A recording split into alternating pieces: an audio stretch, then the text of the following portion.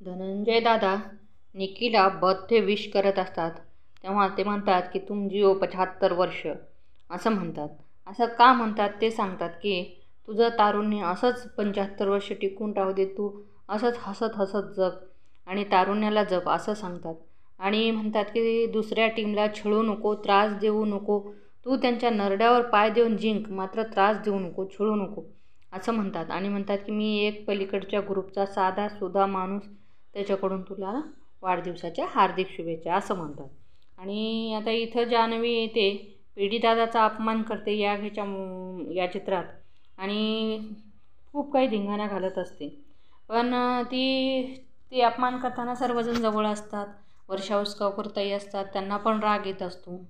मग नंतर दुसऱ्या दिवशी जान्हवीला तिची चूक कळते आणि ती पंढरीनाथ दादाची माफी मागायला येते आणि त्यांना हात जोडून माफ करायला सांगते.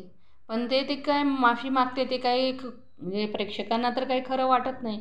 पण पेढेदादा मात्र तिला म्हणतात की ठीक आहे जाऊ दे, पण असं बोलायला नाही पाहिजे, तर राखून बोलायला पाहिजे, मर्यादा ठेवायला पाहिजे असं समजून सांगतात आणि तुझी प्रगती होऊ दे असं पण तिला म्हणतात.